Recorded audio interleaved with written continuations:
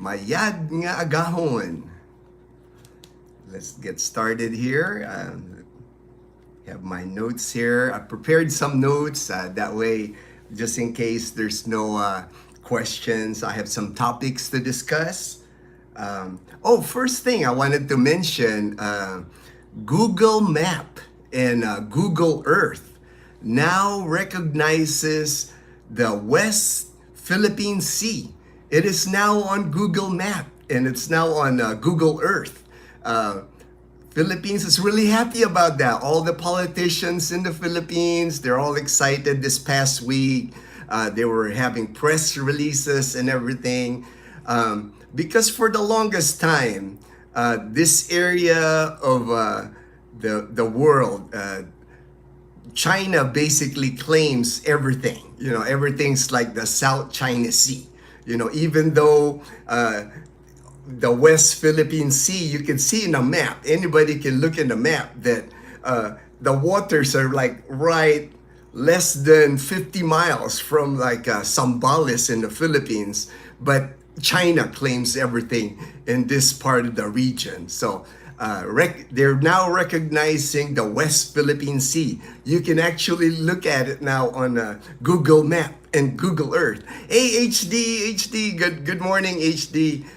Glad you came online, my brother, our moderator, HD, our moderator.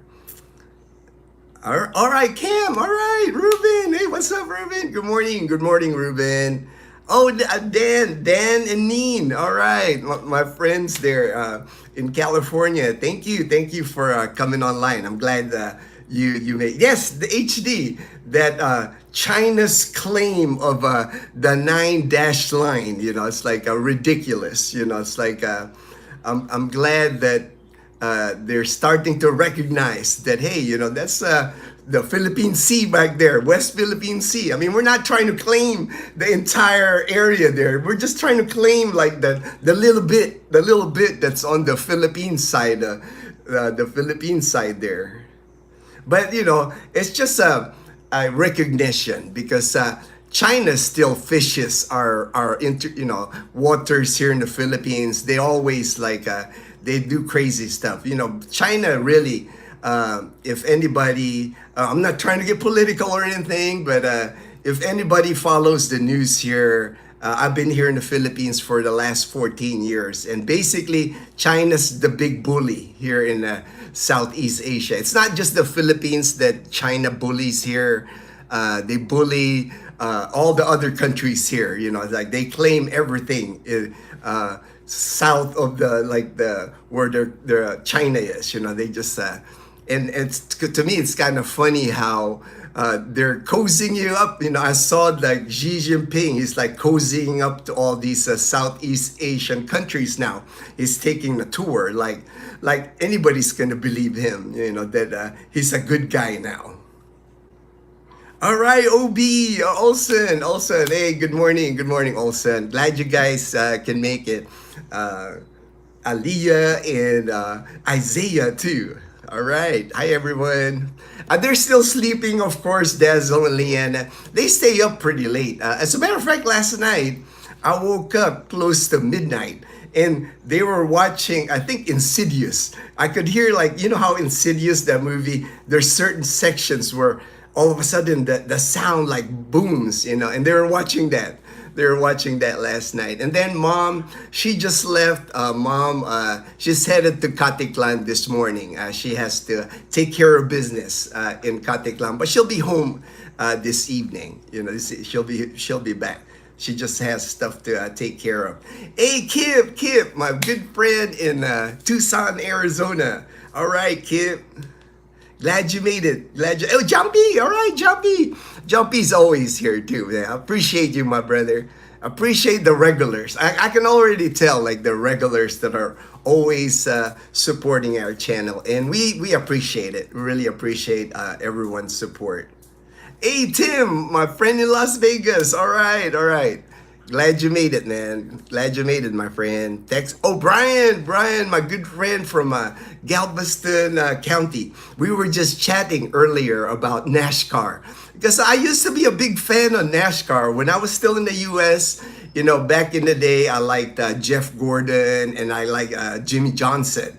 But when I moved here today to the Philippines, it's harder to watch NASCAR here in the Philippines. I would have to like you go on YouTube, just watch the highlights, or I can probably find like a whole race, where if I haven't seen it, I can watch the whole race. So I can still enjoy it. And now I just finished watching a Netflix special on NASCAR, and I'm seeing all the drivers, the drivers that I'm not familiar with. Now I'm getting familiar with all the new drivers now. There's Totoy back there. So I think I'm gonna get back into watching NASCAR again because I enjoy NASCAR. I used to love watching that. I even had the little race cars and a racetrack, at one time, at my house. Danin like, hey brother, good morning, Dan. Good morning, Dan. Now I know it's you, Dan. It's not the wife. That's the wife mentioned how Aneen mentioned how it's Dan. That's like the chatty one, the chatty one. Probably the same with Dazel and I'm always like the chatty one, and Dazel's the quiet one. Old fashioned oatmeal. Hey, what's up? What's up? Keep your bug out bags packed. Yeah, well, it's like I really don't. I don't think I even have a bug out bag anymore. And I was gonna discuss some of that. I think that's some of the topic that I wanted to discuss because people had mentioned that because being in the military, we were always prepared for anything. Like when I was stationed in Japan, when I was stationed in Korea, stationed in the Philippines, we had that NEO is kind of like our evacuation for when we have to evacuate, if we have to evacuate the country. But for me, I have no plans. If ever it comes down to that, I don't think I'll be evacuating out of the Philippines, and I don't think it will. It's like I think a lot of it is just posturing by China. The president China, he has to maintain that strong image in China to control everybody because a coup or something like that can happen in China at any time. He's got to keep all the generals in line. He has to act to look strong in the public eye. He can't, Xi Jinping, he can't look weak, because if that's not a good thing if you're a communist country and you look weak. But I'm not worried about that. That's not a concern of mine. Old-fashioned oatmeal. Hey, Michael, my good friend in Trece Martires. Friday, me and Rose are going to take the Wigo. Oh, nice. Take that Wigo for a spin, man. It's like a Tagaytay. It's like, man, that's perfect. I can, like right now, it's only now 8:09 and I'm already sweating here, man. I got the windows open. I got the fan on, the ceiling fan on. It's just hot, man. It's like, it's almost 95 degrees already here at 8 in the morning. It's just, this is like the peak of summer here in the Philippines, as expected. This is like the middle part. I mean, this is the highest it's gonna get. As a matter of fact, I was looking at the news earlier just to check, and there's actually 26 areas in the Philippines right now that today will have. It's called the danger heat index. Anytime it goes up to like 44 degrees Celsius to 45 degrees Celsius, the heat index, that's about 114, 115 degrees Fahrenheit. And there's areas in the Philippines, 26 areas in the Philippines that's gonna have that today. Some of the areas, I'm sure people are familiar in Luzon, Pangasinan, and Zambales, they're expecting about 45 degrees Celsius, about 115 degrees Fahrenheit. Here in Visayas, Bohol, Panglao, Bohol is going to experience about 44 degrees Celsius, about 114 degrees Fahrenheit heat index. And I was just talking earlier, I was chatting too with my good friend Robert in Mississippi. He lives by the Gulf in Mississippi, so he's got that nice ocean breeze. And we do live by close to the ocean here in Numancia. I mean, we're 3 miles, less than 3 miles to the ocean here.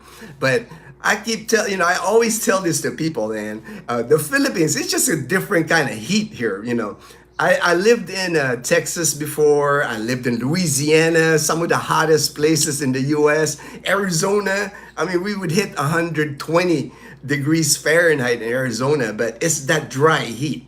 Here, it's the humidity. It's like you can tell, like I'm already sweating here. I'm inside the house. I got the windows open, a small breeze here with the fan, but I am still sweating.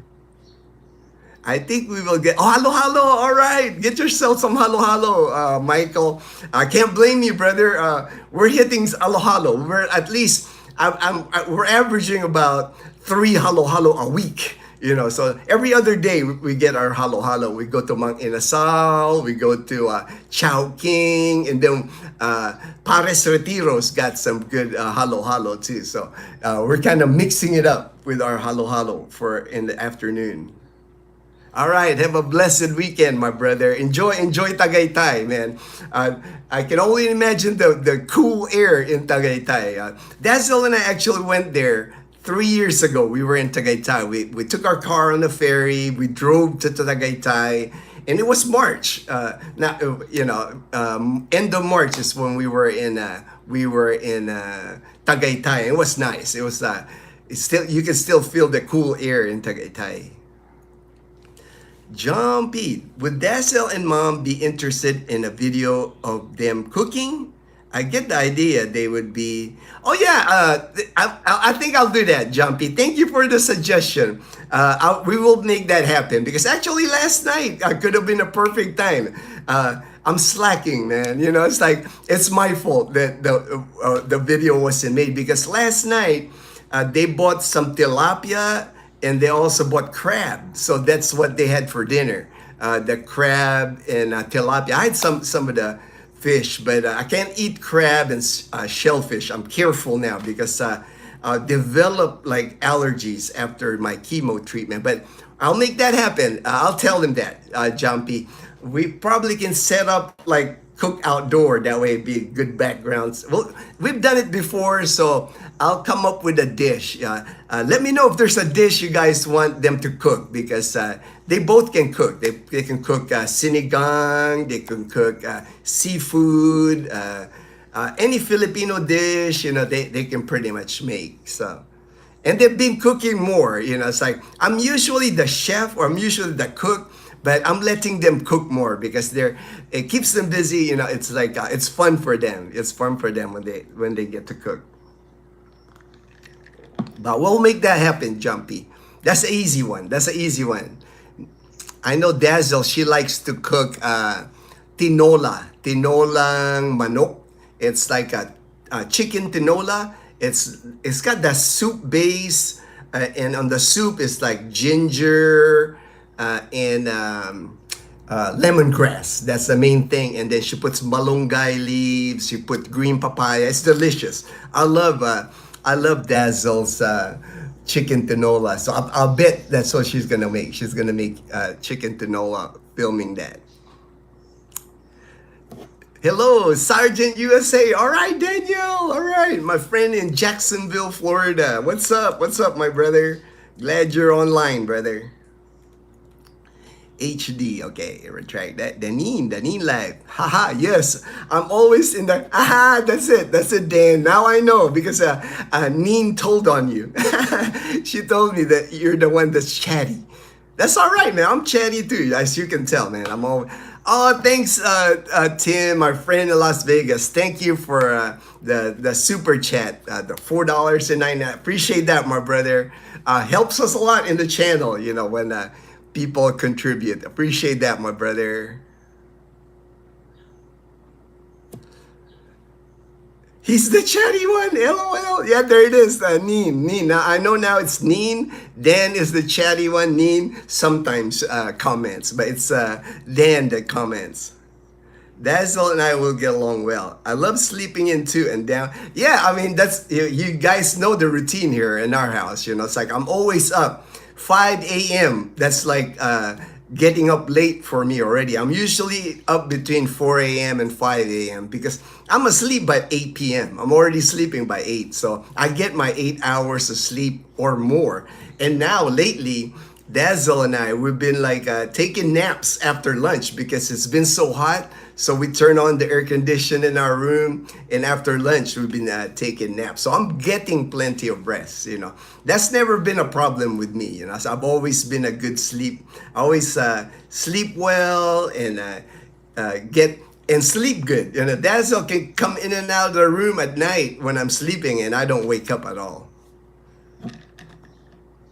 And now, Dazzle and I at sunset, we've been walking, jogging a little bit every sunset now. So besides my morning walk, I'm also walking at sunset. So by the time I eat dinner, I usually eat dinner about 7 now. By the time I finish dinner, I'm like sleepy already because it's been a long day for me already. And then I'm doing more activity now, walking, I'm jump roping, I have bands, I got these rubber bands that I exercise. I never really was big into lifting weights, but the bands work for me.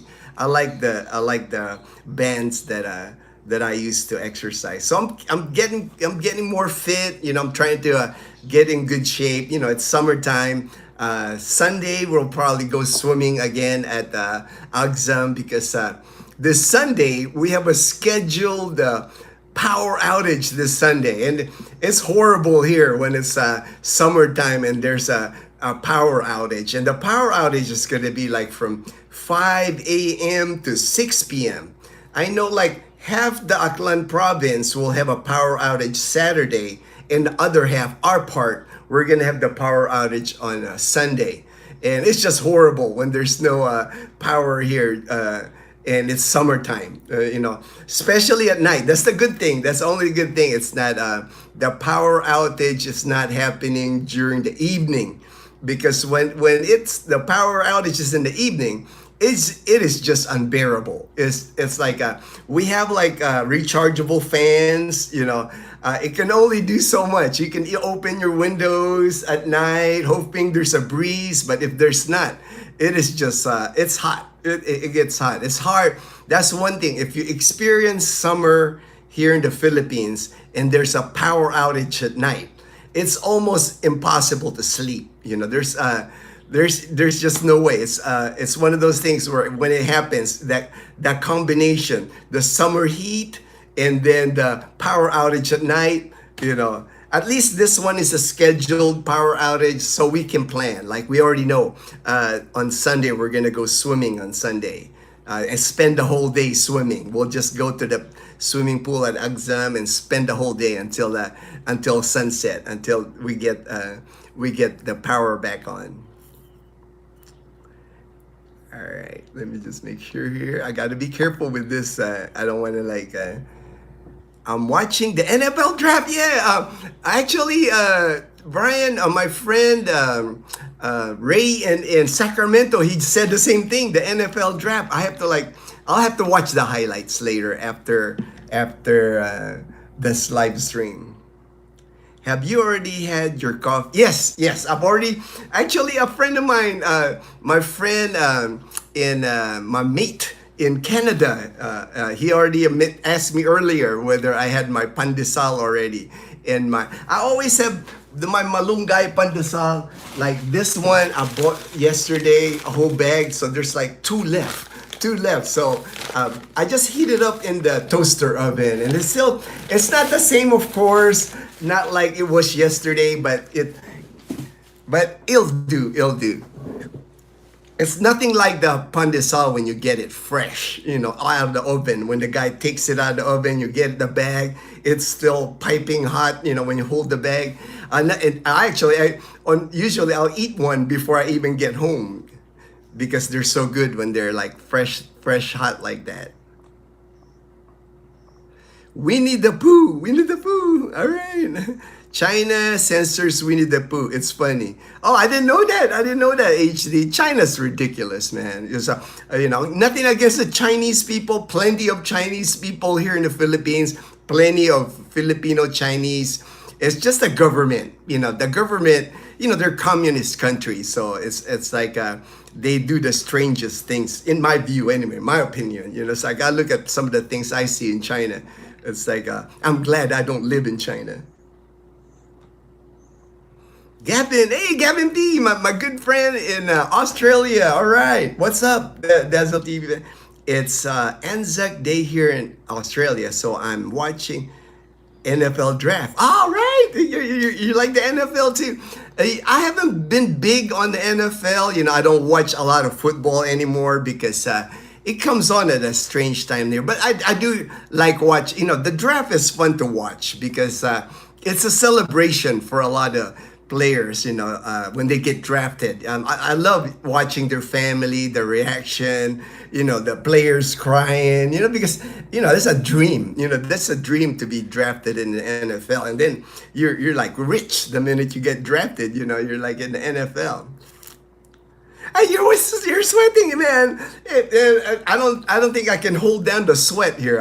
It is what it is. I have to drink a lot. That's what I do. I have this Vita cocoa water, so I'm always like sipping, drinking. Man, I go through this thing right here. Like I got like 4 of them in the fridge. I always have 4. And then we also buy the fresh coconut, when we can. When we're driving around, Dazel, she always carries this pitcher in the car that you can close it. So anytime we pass like the fresh buko vendor, we have them chop it up. Dazel, like we drain the water, the cocoa water in the pitcher. And then Dazel actually scrapes the pulp, the coconut pulp, the inside of the coconut, and put it on the pitcher. The coconut lately that we've been buying is 30 pesos each per coconut, so about 50 US cents per coconut. And they chop it for you, they do everything, so, but they're everywhere here. Like in Calibo, there's 2 sections, by Tigayon area and then by Numancia on our way home. There's a couple of places that we always get the fresh buko, but it's just so convenient to buy these at the grocery, because this in the grocery, I think it's 115 pesos, about $2 for this. So it's just convenient to get it, because sometimes the buko stand will be closed, sometimes they're on break. You just never know when they're open. That's why we carry the pitcher, just in case we run into them and we see it. And then you got to worry about people too waiting. You got to wait in line, Reggio Laro, hello, friend. Tim, what kind of coffee do y'all make at the house? All right, Tim, I don't make brewed coffee at the house. That's why it's a treat for me when I go to 7-Eleven. I just do the 3-in-1. My flavor is the Copico. Copico is let me get one, I'll show you.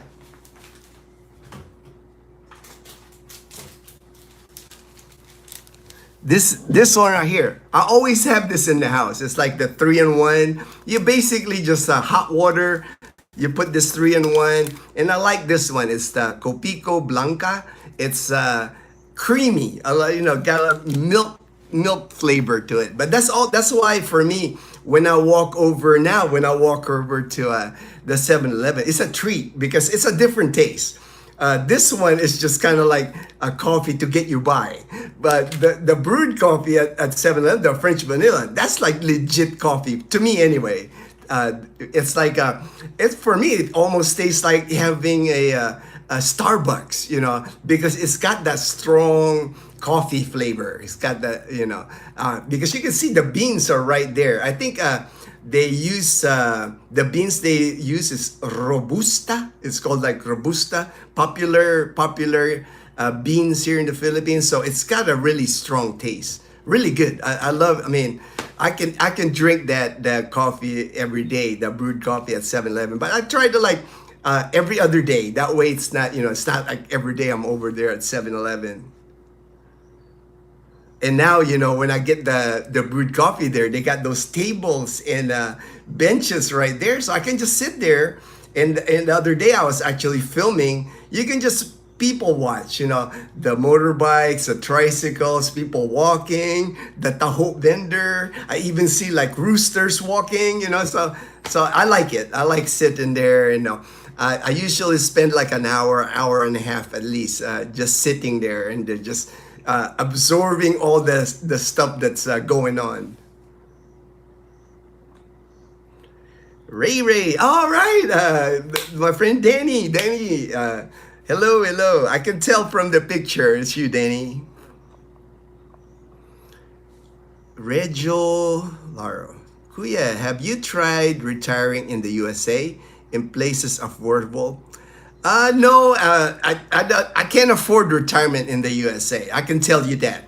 If right now I went to the United States, I'm gonna be 59 in a couple of months. I would still be working in the United States because my only income is my military pension, and my military pension in the United States that might pay for rent and maybe a car payment. But here in the Philippines, it just goes a lot longer way.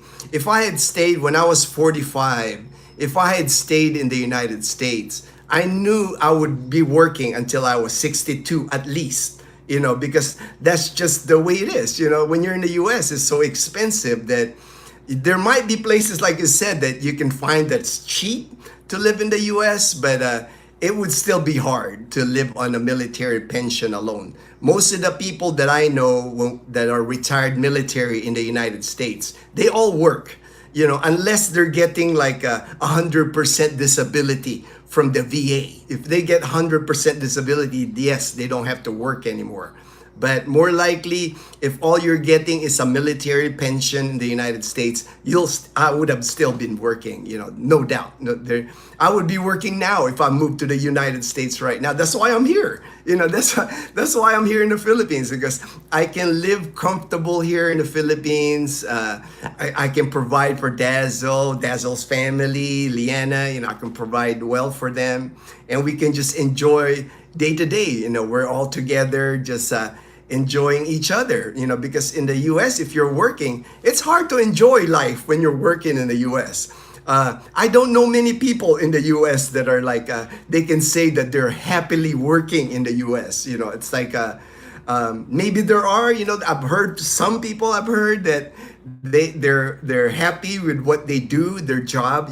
Maybe it's a rewarding job. But to me, working is stress. It's like my friend and I were actually talking about this the other day. He got that April 30 is his last day of work because he took that government offer. Like he gets like 8 or 9 months pay. He took that.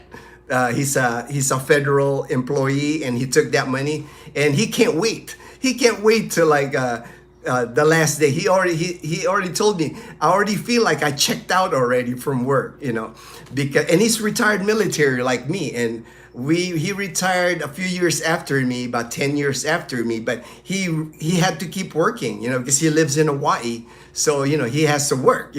Hawaii is one of the most expensive places to live. So he's been working all this time, but now he's happy that he gets to relax now and enjoy more. Anzac Day, it's a day of remembrance for all Australians and New Zealanders who have served and died. Oh, okay, all right. Hey, I can, I'm a veteran of the military, 20 years in the United States Air Force, so I know how wars, I know how conflicts, it's like a big thing to celebrate that. Anzac Day. Thank you for that, HD. Now I know, I learn something new every day, man. Expat, my good friend Brian. Thank God for the Gulf breeze. I know those videos that you send me, Brian. I love them. You can tell, like Brian, he lives right on the water. I mean, Brian, he can fish. He can fish from his second floor balcony. He's so close to the water, and you get that nice breeze. Anytime you're in that water. All right, thank you, Tim. Thank you. I will definitely. I will make my 7-Eleven run. Appreciate that. The coffee, the brewed coffee money, Tim. Hi, brother. Great job. Oh, Rev. All right, Rev Fred. Thank you, my brother. Appreciate it. Appreciate you coming online, my friend. Tagalog channel next. Oh, you and your Tagalog channel challenge, man. I don't think I'm gonna get many viewers from that. You know, most of the viewers that I have are in the United States and Canada.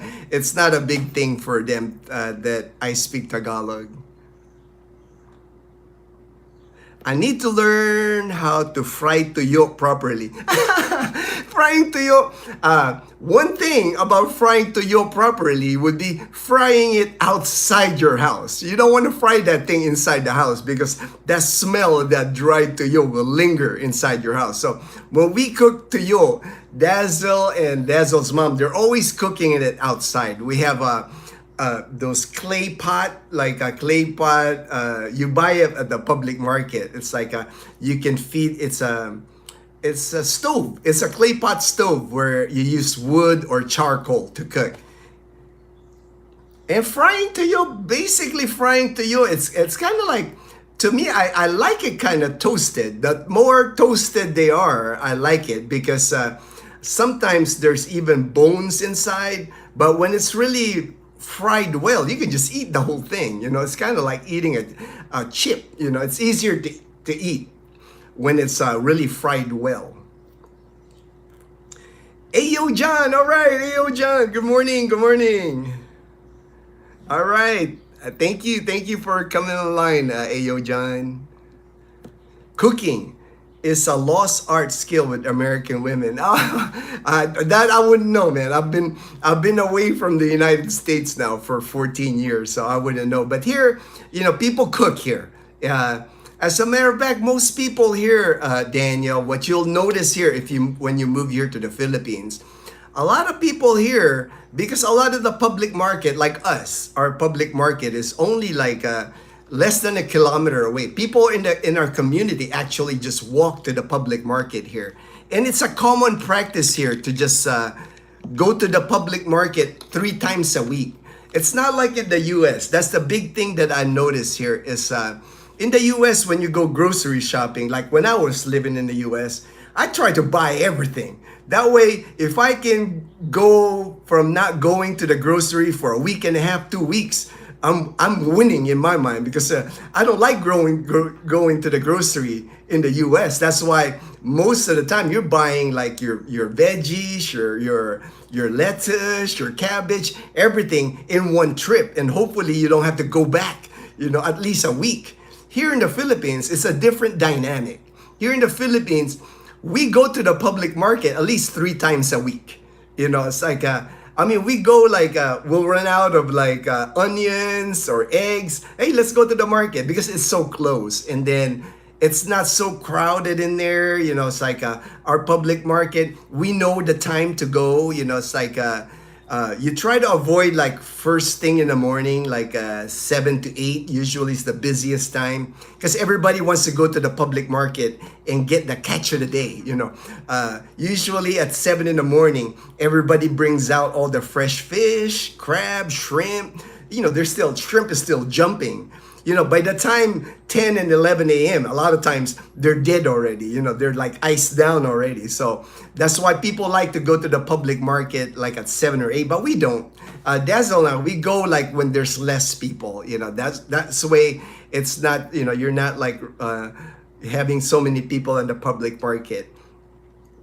But people here just go to the public market a lot. You know, like I said, for us, 3 times a week. And then usually, like when Dazzle wakes up, like today, she'll wake up. If we plan on cooking today, we'll talk about it, like, what do you want to cook? You know, because we always buy like our chicken, pork, and beef. We always buy that at the grocery in Calibo, the frozen stuff, you know, that we keep in our freezer. But like the fresh ingredients, like the vegetables, like if we want to cook something like with bok choy, with cabbage, potatoes, carrots, we buy that, you know, when we're about to make it. You know, that way it's fresh. You know, you can pick it out at the market. You can pick, you know, the freshest ones and then cook it. So when Dazzle wakes up, usually she'll say, "What are we gonna have for lunch today?" And then if she says chicken tinola, we already have chicken in the freezer. So we'll just run to the public market and get like the green papaya or the sayote or the malunggay leaves. You know, the malunggay leaves we just get in the subdivision because there's so much malunggay leaves here. And ginger, you know, if we have ginger. It's not a big thing here where when you go to the grocery when I was in the US, you're like buying everything. I'm in my head, I'm like, okay, Monday, Tuesday, Wednesday, Thursday, this is what I'm gonna be cooking. So I'm buying all the ingredients. That way I don't have to run to the grocery again because it's such a pain. You know, you gotta fall, you know, you gotta line up, you gotta drive there, park your car. It's just you avoid that. You avoid spending time in the grocery stores. All right. William Murray. Hi.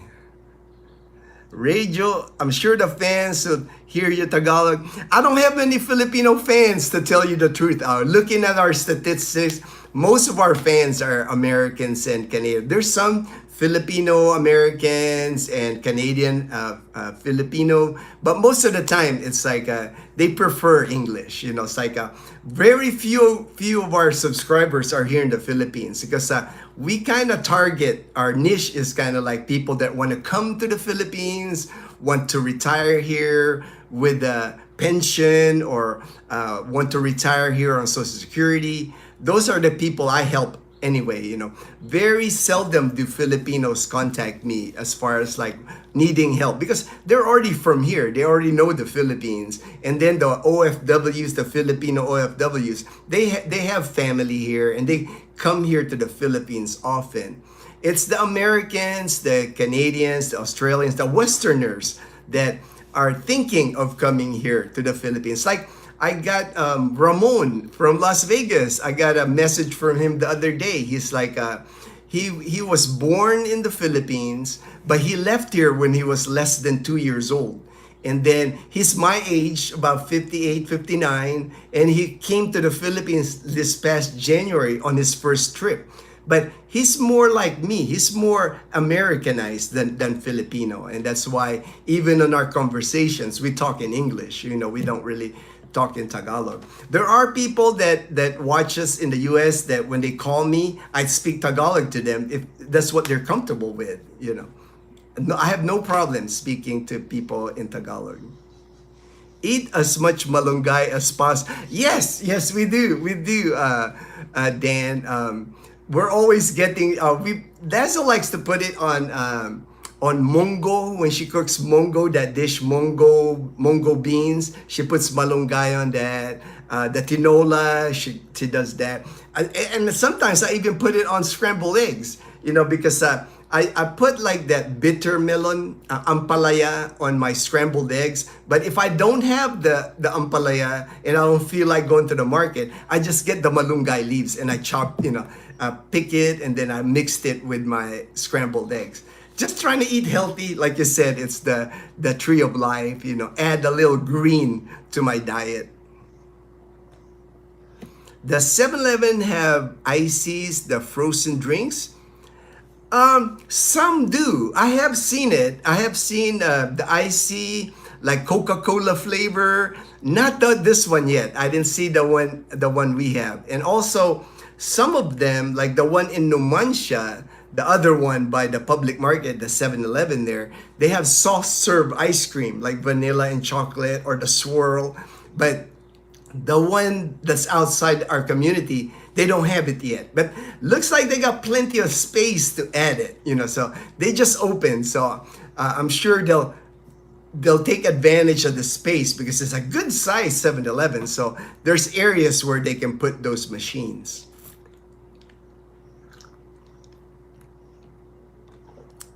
Struggle with Tagalog.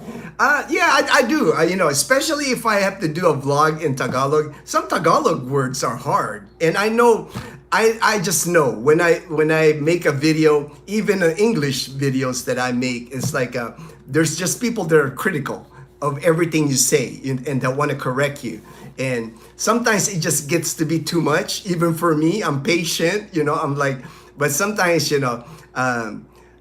it's hard to take sometimes. And I know if I try to speak Tagalog a whole video, I'm just gonna get jammed by people are just gonna say bad comments and stuff. And I don't need that, man. I don't need that kind of.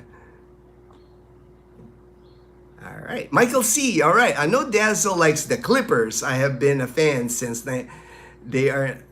Oh yeah, Dazzle actually, man. When she watched the Clippers, and you know the Denver series is so tight. You know, it could go either way, and she gets tense. I mean, Dazzle, you know, it's like it's hard for her to watch the game. You know, especially a close game. You know, that's why I'm rooting for the Clippers too. I hope the Clippers pull through. You know, because like I don't want, you know, it's not a happy time in our house if the Clippers lose. Even though I'm a Lakers fan, you know, same thing. Dazzle and I, we kind of support each other. She, you know, I wish the best for her Clippers. She wished the best for my Lakers. Because if one of our teams lose, you know, it's not a happy time in the house, you know. Gavin P, all right, thank you, Gavin P for the super chat. Thank you. The $5. Great. Missing. I know the Loola fish farm. Since the beginning of March, Loola, the water level dropped, yeah, on the fish farm. So it's been closed. There's no fishing going on there. And the last time we actually fished, you can actually see some of the fish dying, you know. So they're trying to, I'm sure they're trying to fix the problem, but with the heat now, you know, I'm sure the water level is even worse now. But we're actually thinking of going to, we went to Antique Province to my friend Larry's beach resort, L&L Beach Resort in Pandan, Antique. And Larry said Dazzle can go fishing right there in the beach. And Larry also said that he has a boat. He's got like his is not even a Filipino boat. He's got like a legit like a fishing American style boat in Pandan. So he said he'll be like willing to take us out on his boat. So I'm sure it's just a matter of time. We'll arrange something with Larry. That way Dazzle can go fishing. And people have been telling Dazzle through the comments that she can fish with live shrimp, squid, and that's available at the market. So as far as bait to use, and I know Dazzle will be happy to try it anyway. So for sure, once maybe in a couple of weeks, in May we'll head to Larry's beach resort in Pandan, Antique, and we'll go fishing. Because I know Dazzle and Leanna, they want to go fishing, and Dazzle's mom too. She wants to go fishing too. So we'll make it happen. We're gonna do a fishing video soon. And actually, there's another place that we were thinking of going fishing for them. There's a place here called Ochando in New Washington, Aklan, which is only like 30 minutes, 45 minutes away from us. And they got this raft, like a bamboo raft that you float on this bamboo raft, good size ones. I'll have to like for sure make a video there, because Dazzle and Leanne, they can go fishing in those rafts out there in the ocean. So we're gonna do that. We were checking on the prices, and on the weekends, Saturday and Sunday was kind of pricey. It was like 3,500 pesos to rent the raft. But on the weekday, Monday to Friday, it was only 1,500. So, you know, that's about $26, $27 for the whole day. You get to rent this raft. And I guess there's a boat that pulls it out in the ocean, and they'll come back and get you. So we'll do that, because I know the both Dazzle and Leanna, they wanted to go fishing. And then, you know, Leanna just started vacation, so I wanted Leanna's vacation to be fun. That's why we're gonna do activities like that. And then we got a trip planned in May, when my good friend from Hawaii is here. We're gonna travel in Antique Province. We're gonna do Boracay, Antique Province, and then Iloilo. So about 10 days span in May, we plan on, you know, being out and about, you know. So that'll be kind of like the Leanna's vacation. You know, that way Leanna's vacation is fun. And then Sunday, I'll take Leanna swimming this Sunday for sure because she's been wanting to go swimming. I wish we can go swimming we have a swimming pool here in our community at Camellia Clan. Beautiful swimming pool at one time. But because of our HOA issues and stuff, the pool has been out of commission for like the last 6 months at least because we don't have the money to maintain it for or the pool guy and the chemicals, because nobody's paying their homeowners association fee. It's just it is what it is. It's part of the stuff that you have to go through. I never expected that actually here in the Philippines, because we've been living in this community since 2016, and we've had a swimming pool when they opened. When the pool, I think it opened 2018. 2 years later, the pool opened, and we've had a swimming pool all the way to last year. We had a swimming pool, and all of a sudden we don't have a swimming pool anymore because people aren't paying their homeowners association fee. We're supposed to have elections. I think it's next weekend actually. I think, oh, maybe it's tomorrow. I think maybe it's tomorrow, the 26th. We're supposed to have a meeting, HOA. So that's going to be a lot of drama in that meeting. It's like, it's never fun to attend HOA meetings here because no one seems to agree on these meetings. Got to make that summer by there, Gina. To make that summer. Yeah, I mean, summer here, Kip, you guys, I think it reminds me of summer in Tucson a little bit. You know how summertime in Tucson, it just gets unbearable heat. It's dry heat, but it's still hot. Anytime you go outside your house or you don't want to get in your car, if you have to go to the mall in Tucson and you park your car outside, that's just horrible trying to get it in and out of your car because it's so hot. It's the same thing here. It's like you just try to survive the summer. Shane, 2D Hood Farms, my good friend Shane. Hey Gino and family. Talking of fishing, Dazel be jealous right now. Oh, night fishing. She would love that. Yeah.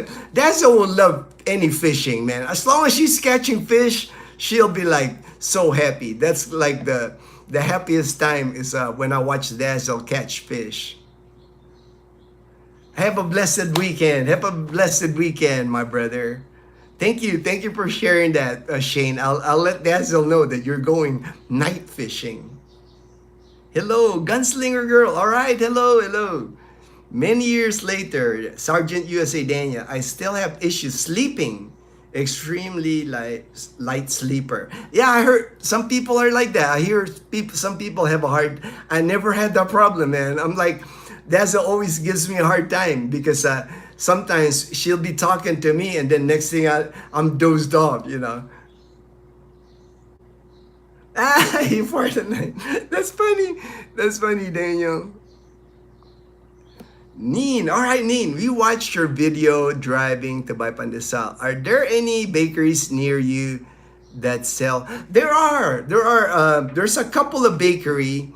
One Vergie's Bakery. They actually have pastries. I'll hit that. I'll go to Vergie's next time because they have pandesal too, and they actually advertise that they have that pugon. Pugon pandesal is what they advertise. And pugon is kind of like a brick oven. It's a brick oven and they cook the pandesal. They put wood. They use wood to cook the pandesal. It's like a homemade brick oven, wood.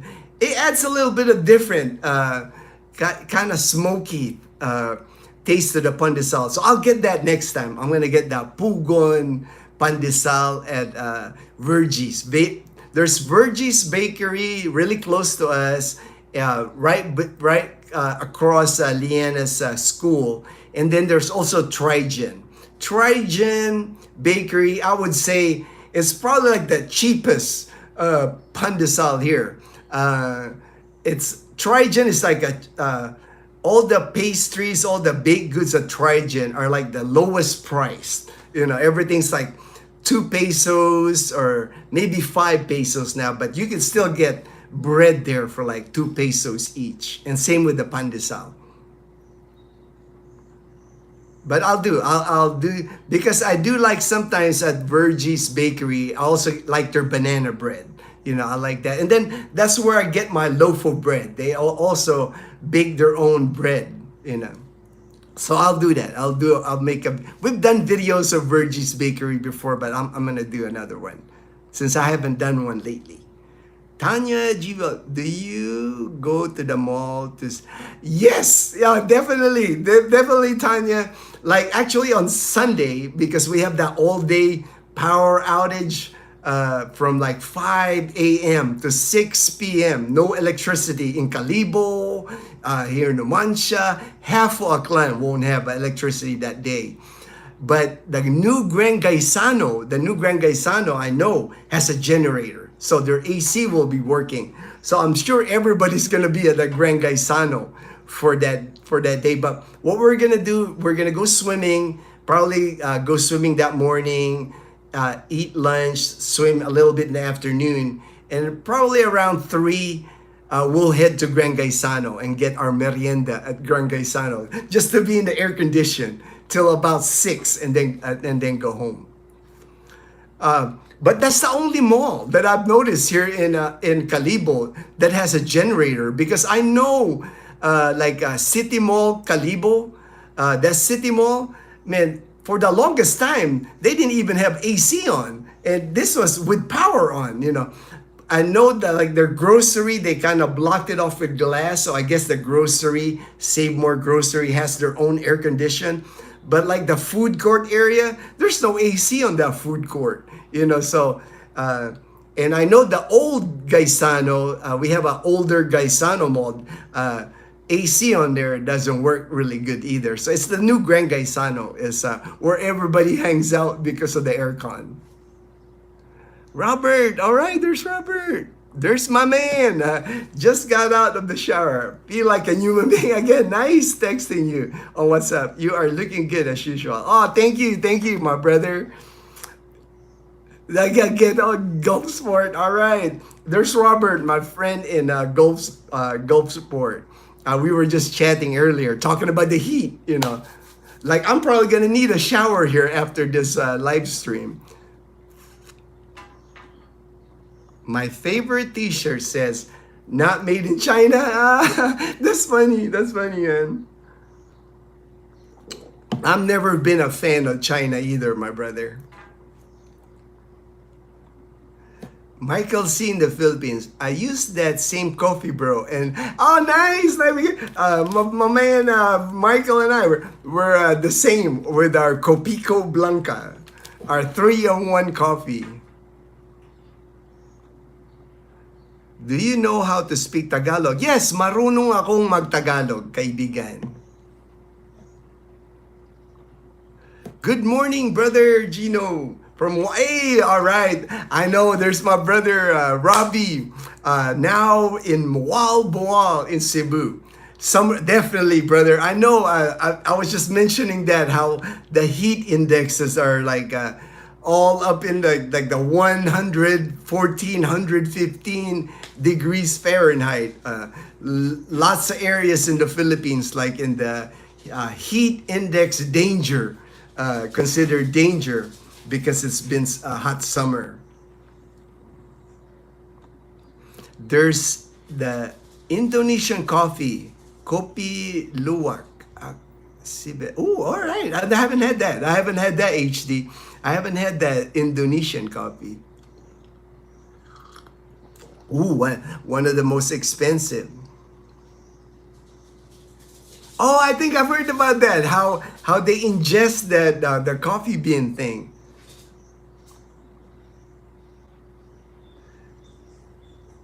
No plans for a baby, man. I'm gonna be 59 years old. It's like baby is like the last thing on my mind. It's like raising a kid at this point of my life. Hi, folks. 36 watching. Only. Oh no worry. 22 likes now. Daniel to hi. I hope you and your family are doing well. We are doing well. Thank you. I'm thinking of moving permanently to the Philippines in at least 4 to 6 years. Oh yeah, I mean many people. I think that's why I'm busy now with our channel because I, as a matter every week almost. Oh, there's Chloe. Hi babe. There's Dazel. That's what's keeping our channel. Like I'm so busy now. I can tell you almost every week.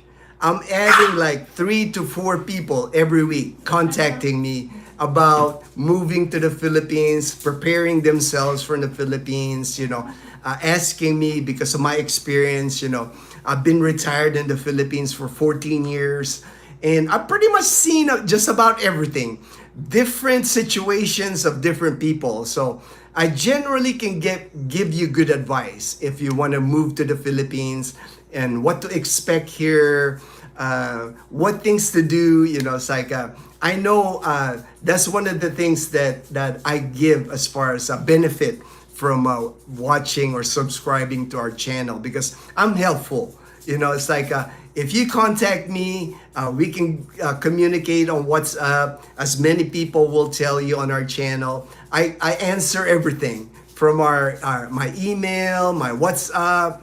I don't like just disregard a comment or disregard. If you contact me, I'm gonna make an effort to help you if you have a desire to move here to the Philippines.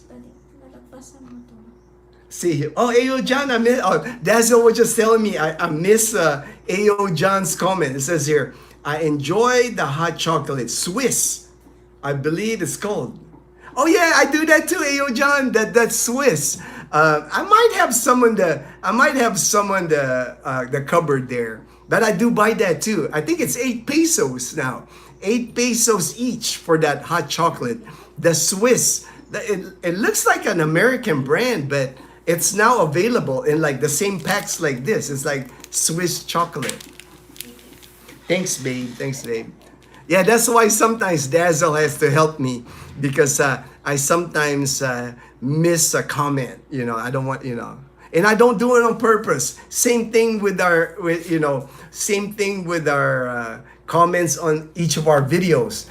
I was told by our friend that sometimes the AI removes some comments. So I never remove a comment, even a bad comment, a bad remark. The only ones that I remove are if it's vulgar, if it's not improper, I'll delete that from the comments. But I don't mind if somebody tells me I'm saying something wrong or whatever. I've been doing YouTube now for over 3 years, so I've seen just about everything on YouTube. It's like nothing gets to me now. There's some comments that I don't think is appropriate, but I still reply. It's part of YouTube, I think. Jane the Ultimate Filipina. Good morning, Jane the Ultimate Filipina. We want to speak Tagalog, bro. We want you to speak even just for once. I am a fan. All right, Carl Kaba. Mongo is my favorite to eat.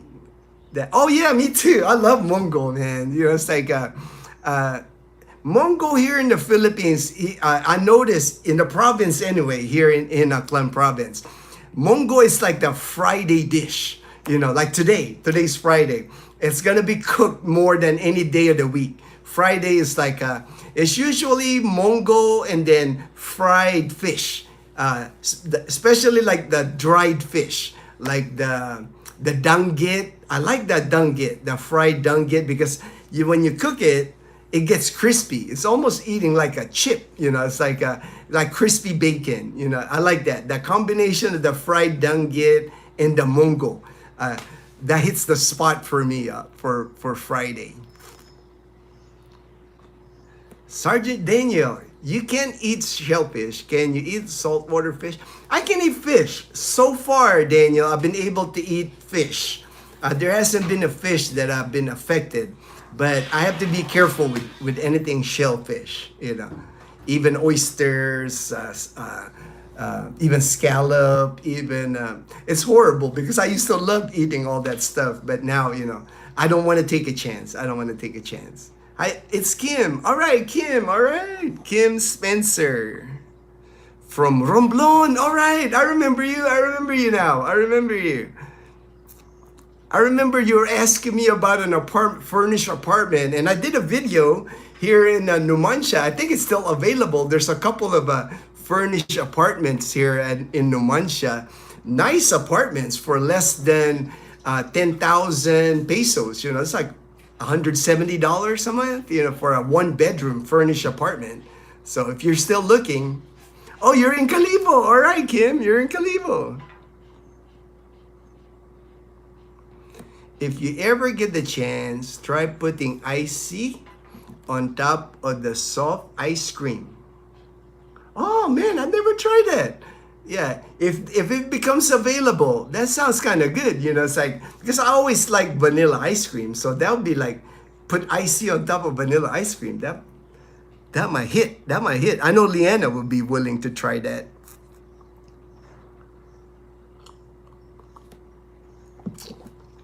Residents can just skip paying HOA fees. Yeah, Tanya, unfortunately, it's not the same. That's it, and that's new for me. Camellia Clan is the first time I bought a house here in the Philippines that has an HOA, and the way I'm understanding it, our HOA, the only control they have, if you don't pay your HOA fee, I mean, they keep track on how much you owe. And what happens is when it's time for you to sell the house, your house here at Camellia, the HOA has a way to block you because you have to clear what you owe the HOA in order to sell your house. So I guess, but people, I guess they're not worried if they're not ever gonna sell their house. If this is their home. It's like, but it's a big problem in our community. That's why I'm sure you can notice it in my videos, even when I walk. Grass is not being cut. The maintenance have gone down severely because the problem is like from what I'm hearing is only 30% of us residents are paying HOA fee. The 70% doesn't pay fees. So how is our neighborhood going to survive on 30% people paying HOA fees? But there's nothing I can do with that. I'm only one person. I can just pay my fee. I'm just happy they're still picking up my trash. I'm happy that the security guards will still have security. And pretty much the neighborhood, it's still, like our street is still well maintained. We like our neighbors on our street. It's like, it's still a good community to live in because we still don't have stray dogs. I enjoy walking Totoy and Chloe. That's one of the things I like is I'm able to walk our dogs here in our neighborhood. And you can't say that if you live outside of a gated community, unfortunately. If you live outside a gated community here in Aklan province, anywhere in Aklan province, if you live outside a gated community, you're going to have a problem with stray dogs. Stray dogs are just everywhere.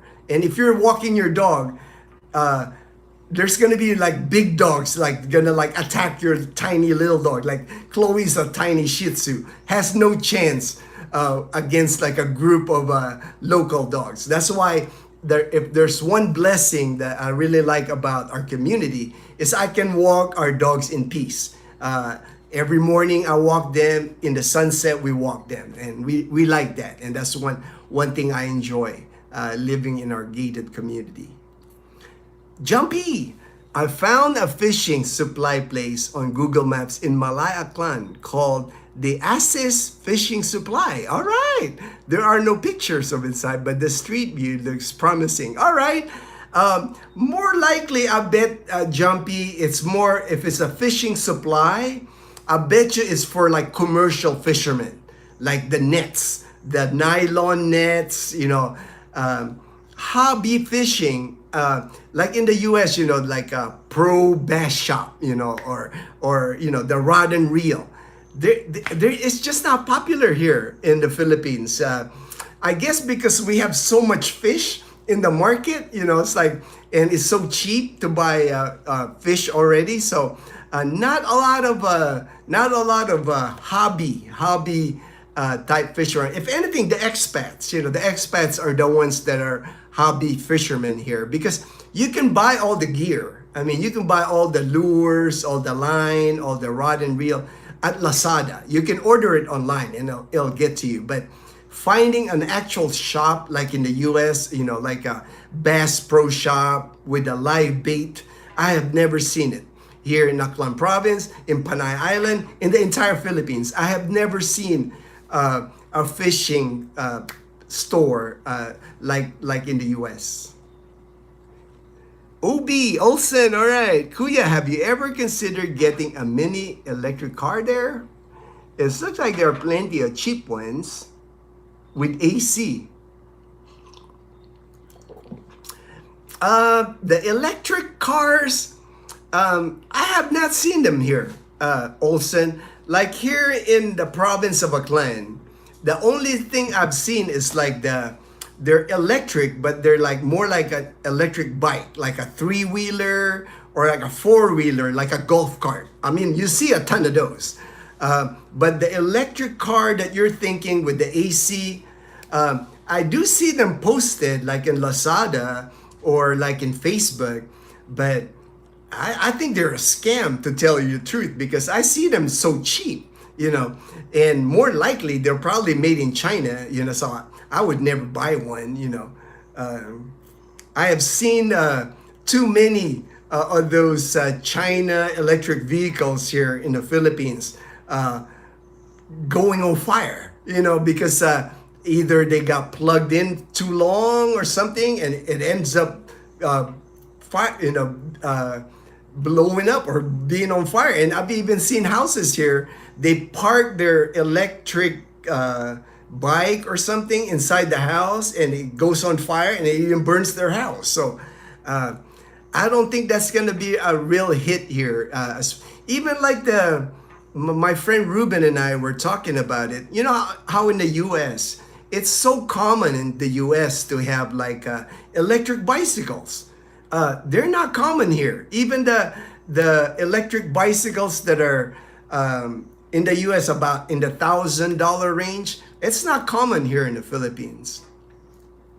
Even the scooter, even like the scooter where you see them traveling in the cities, I don't see many of those here in Aklan Province anyway. Even in Iloilo, I don't see many of those electric ones. If they would let me, I would volunteer to clean the pool. I'm fine. Yeah, I know, right? I mean, the pool, maintaining a pool is fun. I've done that before. Some of my summer jobs in California were cleaning a pool when I was in high school. I think it's just the cost, Jumpy. Like I overheard that it cost them like 30,000 pesos on chemicals alone. So that's about over $500 a month just on the chemicals. And then the guy, of course, the pool guy, but pool guy can make, I would say, probably 10,000, probably $200 a month, so it's just that's a 700, maybe the electricity too, because you got to run the pumps. But I guess we don't have the money, we don't have any, our HOA is barely living now, fund wise, money wise, we don't have the money to maintain the pool. She rises. Hi, Kuya. Greetings from... Hey, Corpus Christi. All right, Melissa, and Nanay. All right, I see Melissa. All right. She just woke up. God bless. All right. Thank you for watching, Melissa and Nanay. Thank you for watching. Dazel came down earlier. Yeah, Chloe wanted to go out, but she went back upstairs. But she's awake now. I know Dazel's awake now. Leanna, I don't know. I haven't heard Leanna yet. She's still sleeping. HOA president? No, Tim. I would never run for HOA president here. It's headache. That would be a headache, And I'm retired, man. I'm just enjoying my retired life. Just tell me where I gotta pay my dues, and I'm done. You know, I don't get into the politics of our HOA here, because there's like two sides to our HOA. There's like, and they're always at each other. Nobody agrees on anything. So it's kind of, it's a disaster, really. It's like it's too bad, because our community at one time was really nice, and it got ruined by, you know, because the HOA, they can't agree on anything. The Westons, all right, the Westons. Thank you for coming online. Appreciate it. I always see you guys. Kim Spencer, I'm here till Tuesday. All right, all right. Well, you know, on Sunday there's a power outage, so no power in Calibo from 5 a.m. to 6 p.m. If I'm planning on moving to the Philippines, would solar panels be a good idea if I want to have electricity do the blackout? I mean, many people, I mean, I've actually even thought about, we have a Blue Yeti. Like right now, I have our Blue Yeti. It's like a size of a battery. I have it hooked up to the internet, because that's why I have it hooked up, because anytime the power can go off and I will lose you guys. You know, that's why I always connect it to the Blue Yeti. I mean, for me, it works that we have the Blue Yeti, maybe just enough to like have electricity still to run your fan or run lights, you know. But if you want to solar your complete house here, it ain't cheap here in the Philippines. You're looking at like $10,000 at least, you know, to like, if you want AC to run, if you want the whole house, your refrigerator, everything to run on solar, it's not cheap. The companies that they have them, you know, Iloilo City, I know, have them. Even now, Calibo has solar companies that will install solar in the house, but it ain't cheap. You know, like I said, you're looking at $10,000 easy, you know, on a small, just to power your entire house. So to me, it's not worth it, just because, you know, you still have to maintain it. You know, there's still stuff on the solar that can break, that you got to replace, and additional cost. You know, it's like, you know, I just learned to survive. You know, we just learned to survive with the power outages here. To me, it's like the power outages is just part of life in the Philippines. You know, I don't worry about it too much. You know, it's one of those things. It'll never get fixed here in the Philippines. We'll always have power outages here. I think that the sooner you just adjust to it, the better you are, instead of trying to fix it by like solar panel. You know, that's like a lot of money, you know, to invest in that, you know.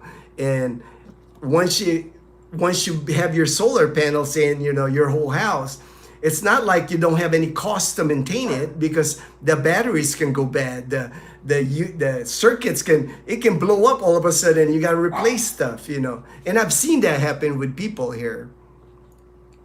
Maybe because, you know, our solar panels here, the people that install it, you know, they don't do it as often, or they're not as, like in the US, it's more advanced, I'm sure, you know, equipment wise. You know, here, you're still going to deal with a lot of parts from China here. And, you know, just my experience, you know, anything that has made in China in it, I wouldn't trust it. I want to make pandesal slide. Oh, nice, pandesal sliders. Hey, that maybe like a breakfast sausage. Toto wants to go in. Hold on. There you go, buddy. Totoy.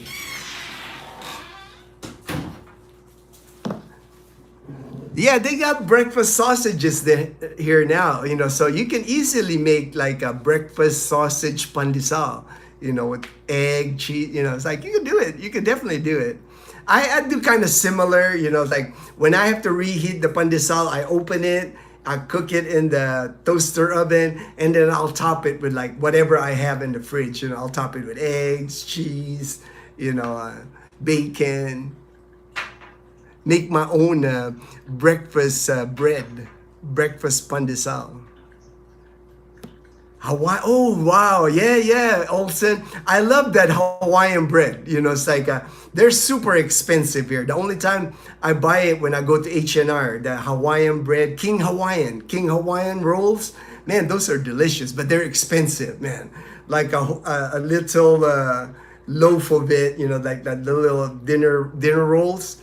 I think I paid like $7 for it at SNR. Not cheap, not cheap. But once in a while, you know, I treat myself. But that would be delicious if they have one of those King Hawaiian bread here. Are you rooting for Cardinal Luis Antonio Tagle for the next Pope? I saw the name. I saw the name that they were considering him as the next Pope. I mean, to me, you know, it's like I'm sure, you know, one of these days an Asian Pope, you know, I'm sure it'll happen. It might not be this time around, but eventually, you know, it's like they can't ignore, I guess, the having a Pope from Asia, because there's a lot of like Catholicism in Asia now. I would love to see it. You know, I would love to see a Filipino become the Pope. But I don't think it's going to happen this time. I think it's still, you know, not enough years yet. You know, maybe someday we'll see an Asian person be the Pope. The Westons, all right. She rises. Hi, Gino and Dazel. This is Melissa. All right, this is Nanay. Nanay loves Mongo. Her big Guinness. Oh yeah, me too. I mean, that's the, you know, like I was saying, Mongo here, Ginisang Mongo is like a Friday dish. A very popular Friday dish here in the Philippines, here in our province anyway. I know when I go to the market on Friday, that's like everybody's like getting all the ingredients for Mongo. And we like putting malunggay leaves on our Mongo. Because, you know, here in our subdivision, there's just so many. The malunggay here just grows. Like on the vacant lots, there's all kinds of malunggay trees here. So we just like, Dazzle just grabs them, pulls them down, and we start picking it. And we let Leanna do the picking, you know, from the little stems, you know. That's Leanna's job when we cook with malunggay. Daniel, I'll be happy to eat all your shit. Yeah, you can have it, man. You know, Dazzle still buys them. I mean, she bought crab last night. She bought like the big prawns the other day. All I can do now is look, man. That's, you know, but it is what it is. You know, it's like I'm okay with it. I'm okay with it. I made peace with not being able to eat shellfish anymore. I asked ChatGTP and it said 100 is enough to start a new life in the Philippines. 180,000 Canadian. You can probably start lower than that. You know, it's like I always tell people when they move to the Philippines, initially, when you move here, rent. Don't buy anything, don't build anything, especially if it's your first time to the Philippines, or even if you visited the Philippines a couple of times. It is different when you live here than when you just visit. When you're vacationing for 30 days, you know, you're on vacation. You're seeing like all the good things in the Philippines. You're going to Boracay, you're going to Palawan, you're just enjoying, you're on vacation. Living in the Philippines is different than vacationing. Living here, you'll see the day-to-day, I won't call it hardship, but there's a lot of adjustment here because it's not efficient here. A lot of things in the Philippines is not efficient. If you're coming from the US or Canada, everything is so efficient in those places. Everything you can take care by going online. I can go online. When I used to live in Tucson, Arizona, my banking, paying bills, grocery shopping. I mean, you can do it online. You can call people. Like if you need a service like at a government agency in Tucson, if I need a new passport, something, I can call somebody on my cell phone and get a person and they can help you. You can call the DMV, Department of Motor Vehicles. Here in the Philippines, it doesn't work like that. It's like just about any government agency you have to deal with in the Philippines. It's like going to the dentist. It's hard. There's no website that works, or there's no website that's up to date. There's no phone number where you can call a person and ask a person, hey, how do I do this? Nothing like that. It's like everything that you need to take care of, you actually have to go to that office just to ask. Even like if I needed a medical appointment today, let's say I woke up in the morning today and I had like a sore throat and I need a medical appointment. I have to go I go to a Panay hospital here because they're TRICARE, my insurance pays when I go there. I have to show up there at 7 a.m. just to get put on a list. They put in a bulletin board, a piece of paper, and people write their name on it. Number one, number two. And when I go there at 7, the reason I go at 7 is because if I go there at 8, there'll be like a dozen people already. So if I show up there as early as possible, I'll be like number 4, number 5, which isn't bad. And all that is just being put on a list. The doctor doesn't even show at 11 a lot of times. And by 11, but when the doctor shows up, that list is going to be at least 30 people, 40 people deep. So, and they're just go one by one. So there's not like in the US, like when you go call for an appointment and like, yeah, sir, we have a 10:30 appointment open. You show up at 10:30 and the doctor's waiting for you. You're the only patient at 10:30. Here, it doesn't work like that. When the doctor shows up at 11 a.m., that list of 30 to 40 people, the doctor will hit number 1, number 2, number 3, and whatever number you are there, you could be sitting in that waiting room there 2-3 hours, easy, and that's if the doctor shows up at 11. If something happens where the doctor gets pulled for surgery or an emergency, the lady at the secretary would tell, the doctor's not going to be here till 1 p.m. And everybody's going to go, oh man, 1 p.m. Very inefficient. That's one thing. I always tell people, if you decide to move to the Philippines, if you decide to live here, you're going to have to be a patient person. You have to bring your patience here in the Philippines, because nothing here gets done fast. Everything, even renewing your driver's license, and everything takes time here. And when you go to these places like a land transportation office, if you go there to renew your license, you show up there when they open at 8. There's gonna be like 50 people standing in line already. And that's another thing. In the Philippines, you will get used to standing in line. It's just part of life. Kind of like power outages. Power outages, standing in line, it's the way of life in the Philippines. It really depends on your lifestyle. You can easily burn through that if you're not frugal. Correct, man. It doesn't matter, that's another thing I tell people. People always ask me, I got like a 5,000 monthly budget. I got so many pension. This is what I get. It doesn't matter if you bring $5,000 to the Philippines a month.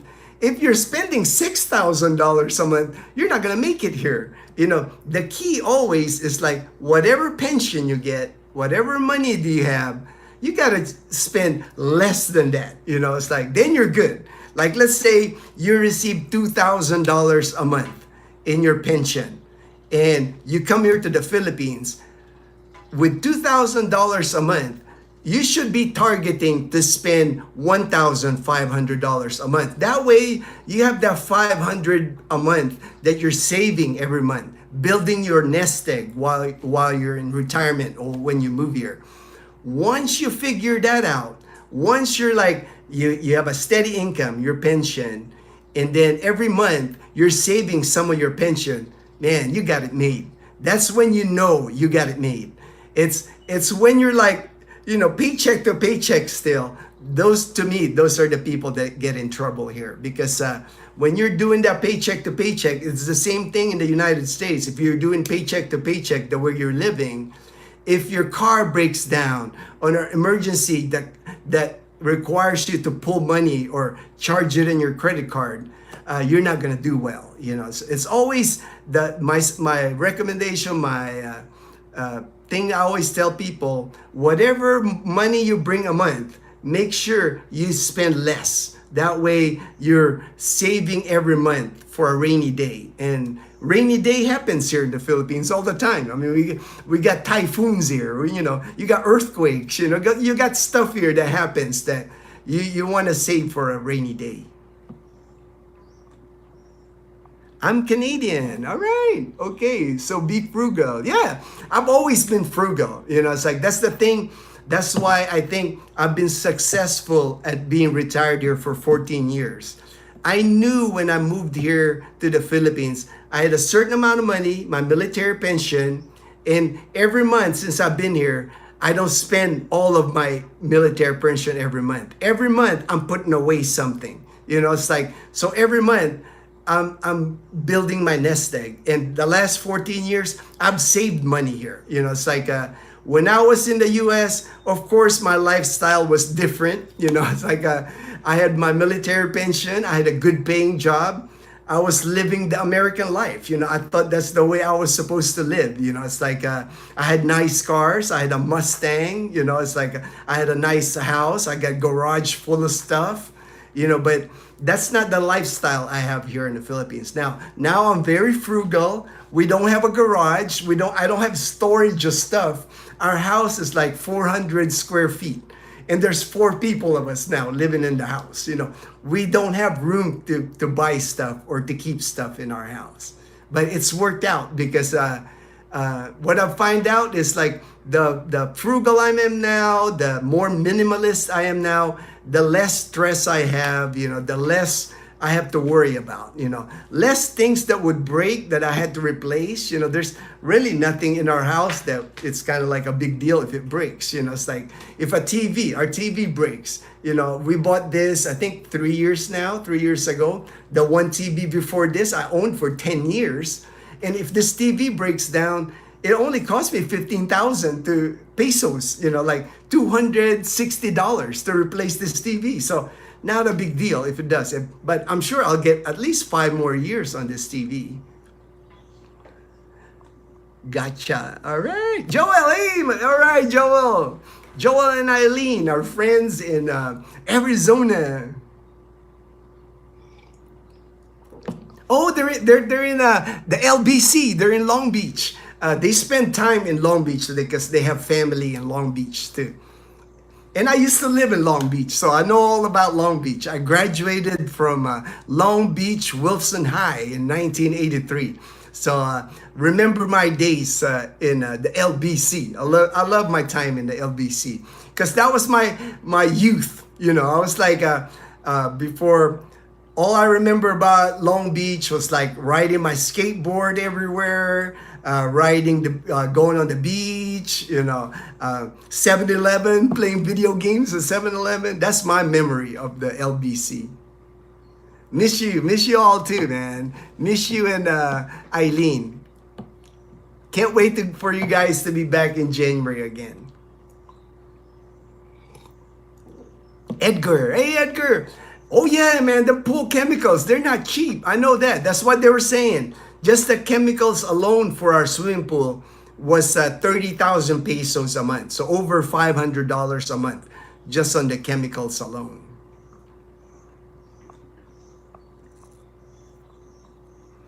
I'm rooting for Robert Sarah. I'm looking for more outstanding. All right. And I'm sure they'll pick a good poop. I'm sure. Hey, Larry. All right, Larry. Market. All right. There's my friend Larry. Larry's the owner of L&L Beach Resort in Pandan Antique. If you're ever in Pandan Antique, man, Larry's got a nice resort right on the beach. I did a video. You know, we're going there, Larry, in May for sure. We're gonna head to your resort and spend some time in your resort. Dazel wants to go fishing in your resort. Pina would get my vote. All right, I guess there's I guess there's a lot of I'll have to watch a video on it. I'll have to like I know it's a big it's a process in electing the new pope. Jumpy, Gino gives great, honest advice about relocating. Oh, thank you, thank you. Thank you for the kind words, Jumpy. I've always just been honest about the Philippines because I always tell people, man, the Philippines is not for everybody. The one thing you got to bring to the Philippines is a lot of patience. And if you're expecting like the Western style or your Western life, how convenient everything, how efficient everything is, you're not gonna be happy in the Philippines because everything that happens here is not convenient or not efficient. Like I said, standing in line in the Philippines is a way of life. At the grocery store, at the ATM, even a fast food like Jollibee. I mean, if you go to Jollibee here, you're gonna be standing in line at least like 8 people deep. It's always packed at Jollibee here. You know, it's like it's never not packed. You know, it's like anywhere you go, it's like always crowded. You know, so the malls are packed here. It's not like in the U.S. when you go to the malls in the U.S. hardly anybody's there. Here, man, you can't find parking at the mall. You know, it's like you got to get early at the mall. Like if the mall opens at 9 or 10, by 11 or 12, there's no parking at the mall already. You know, it's like everybody is at the mall here. Gunslinger, true. All right. Tanya G, all right. When I was a kid in the 90s in Alabang, all right, Alabang, I know where that is, in the Manila area, Makati area, the brownouts were never scheduled but usual. The nights were so hot, but I had fun hanging out with, that's the same thing. When I grew up in Manila back in the 70s, you know, it was the same. I mean, like I said, power outages here in the Philippines, I don't think they'll ever fix it. It happened in the 70s, for you in the 90s. Now we're 2025. It's a way of life here, you know. You just gotta accept the power outages here. And when I was young, like you, I remember when we had power outages at night, everybody just goes outside. You know, you play hide and seek, you barbecue, you hang out with the neighbors, and it's the same thing here. If a power outage happens here, like let's say at sunset, the power goes out. All our neighbors are outside and we're just outside, we're chit-chatting, you know. We know our neighbors on our street, you know. Everybody on our street, we know everybody, you know. All their kids, you know. Like my neighbors' kids here, Lynette, Howard, and Ken. They've been our neighbors now for 9 years. So like Howard, he was 2 when we moved in. Now he's like 11. You know, it's like we grew up with the kids in our street. And it's nice, you know, that's the one thing I like living in our community because we've been neighbors with our neighbors for a lot of them for over 5 years. And we're friends with them. Sounds good to be frugal. Yeah. That's the best advice. All right, gunslinger girl. Tita Marie. All right, Tita Marie. Eat and stay cheap, then got money to travel and discover most of the... Then that's easy to do, you know. You know, traveling in the Philippines, that's one thing nice, you know. There's so much to see in the Philippines, even just here in Panay Island. Panay Island, we got, there's 4 provinces in Panay Island. You got Aklan Province, Capiz Province, that's where Rojas City is, the seafood capital of the Philippines. Iloilo City is like the up-and-coming city here in the Philippines. I don't think you'll find a better city than Iloilo City here in the Philippines. To me, it's like the best city in the Philippines. And then Antique Province, you know. So even just those 4 areas, the 4 provinces, Man, we got waterfalls here. We got freshwater river that are like crystal clear water. We got Blue Lagoon in Antique. It's like the water is like it's color blue and it's like fresh water. We got Mararison Island. We got Boracay Island. We got Gigantes Island. And that's just here in Panay Island. You know, that's not even, that's a tiny part of the Philippines. There's just so much to discover here in the Philippines. And it's not expensive to travel. You know, you can get, especially if you really want to enjoy traveling, I think, you know, I would hit the ferries instead of like the airplane, instead of like jumping from plane to plane for one place to another. The ferries here are really cheap. You can hop on a ferry like from Panay Island, from Iloilo. You can hop a ferry to Bacolod. That's like a 2-3 hour ferry. And I think Dazel and I paid like 400 pesos each. It was like $7 for the ferry, and then you're on another island. You can ride a bus. Bacolod City. It's just so easy to travel here in the Philippines and inexpensive. You know, even like when you go to these places, you know, the hotels aren't going to be expensive. Like Antique, we're planning a trip to Antique province next month, and I know most of the hotels in Antique province, we're only going to spend like $25 a night. And we don't even need to reserve any hotel. We can just pull into a resort in Antique province and pay 25 bucks a night for, you know, a room for the night. So not expensive at all.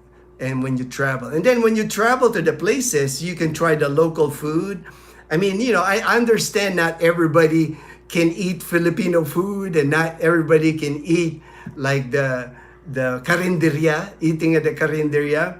But if you're adventurous enough and you can eat the karinderya, man, you'll save money when you travel in the Philippines. But you know, I know not everybody can do that, but most of the places now that you go in the Philippines when you travel, you're gonna have Jollibee, you're gonna have McDonald's. There's some American food in most areas, and especially in the city. If you go to like Iloilo City, man, they got everything there. They got all kinds of American food there. Brother, literally love this advice. All right, thank you. Jumpy, province life is way less expensive. Oh, it is. Like you said, Jumpy, for me, a province life, I mean, not everybody can make it in the province, because I understand there's people that are, you know, if you're coming from like, let's say New York or Los Angeles, you know, big cities in the US, moving to the province here is like, that's going to be like a big change from your lifestyle, you know. So, you know, not everybody can live in the province here. But I think, you know, like for me anyway, I know I'm a much happier person living in the province, just because I'm older now. I really can't stand a lot of noise anymore. You know, it's like, that's one thing when I'm in the city, you know, there's a lot of noise in the city, you know, a lot of honking the horn, just a lot of crowd, you know, the people, just, it's just hectic in the city for me. I enjoy the province life because it's quiet, it's peaceful. I can walk anytime I want, and I don't have to like be, you know, with a big crowd, you know, with a lot of people. I guess for me, I've always lived in the city. I was born and raised in Manila till I was 12. Lived in Los Angeles, in California. I've lived in San Antonio, Texas. I think once I retired, I look for the more peaceful life. You know, more quiet life here in the province.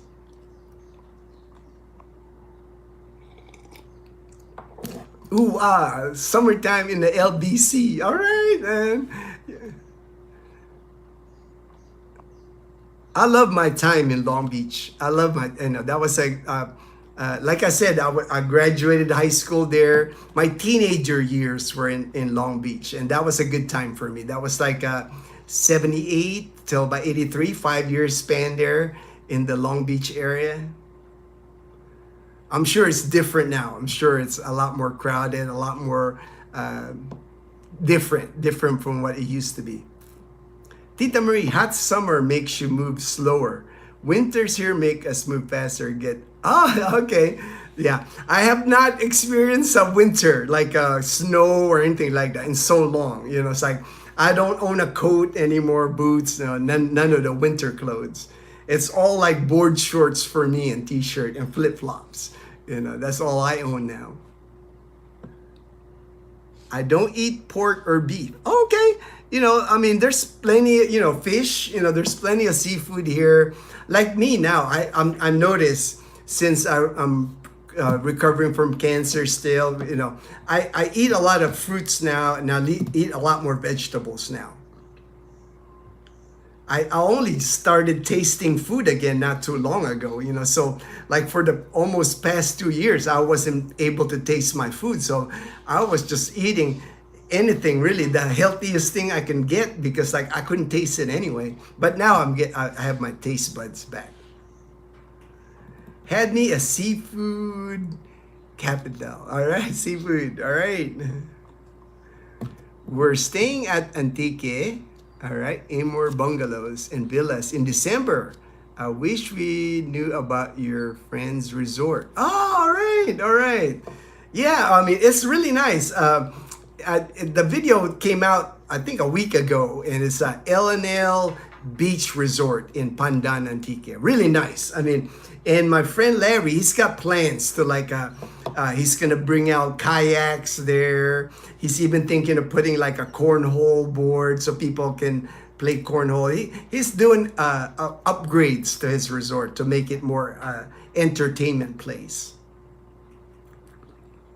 But really nice resort. We really liked that, what we saw when we went there. Only chicken and fish. Oh, plenty of chicken and fish. You won't, have a problem with that. I mean, fish here in our province anyway, in Aklan province, fish is so abundant. When you go to the public market here, I would say more than 50% of items are fish.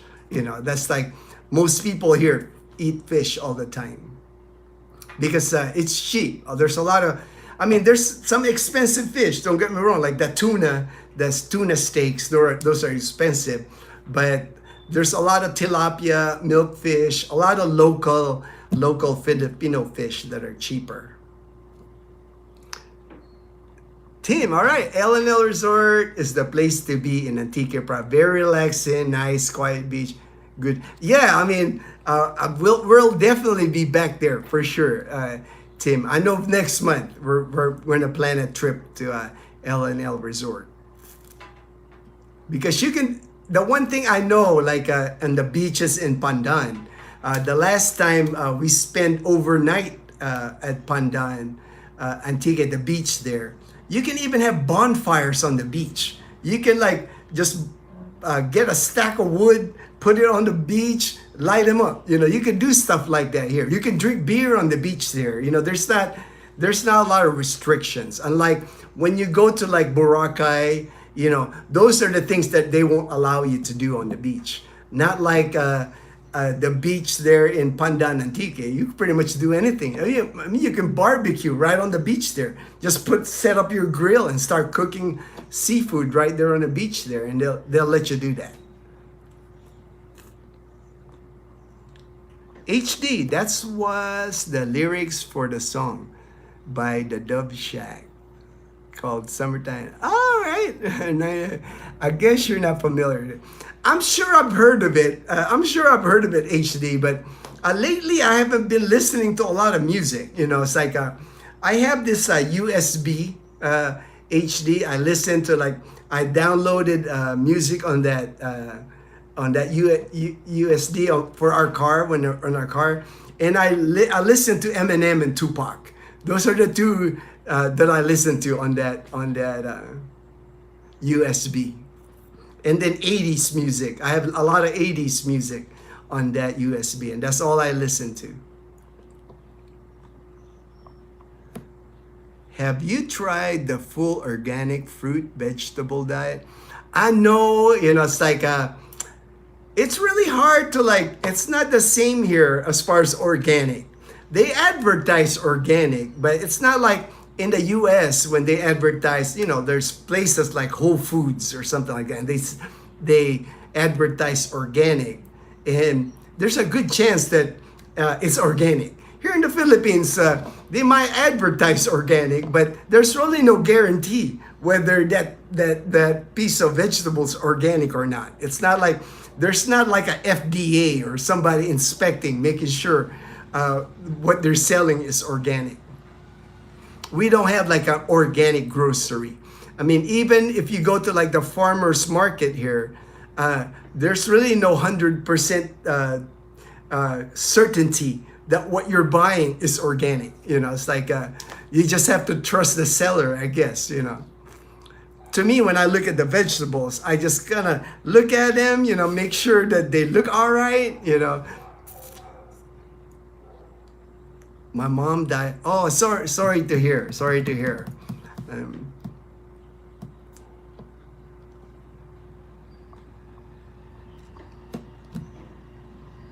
She wasn't. Yeah. I mean, with cancer, it's one of those things. It's like you really can't pinpoint, what, even for me, I was diagnosed with cancer 2 years ago.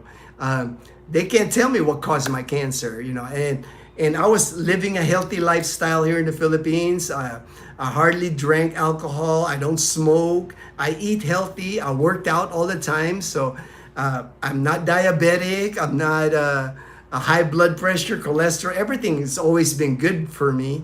And then 2 years ago, I got diagnosed with cancer. So it's not like you can pinpoint what caused cancer. They even now, my doctor, my oncologist. As a matter of fact, I'm going to see my oncologist later. I have an appointment later.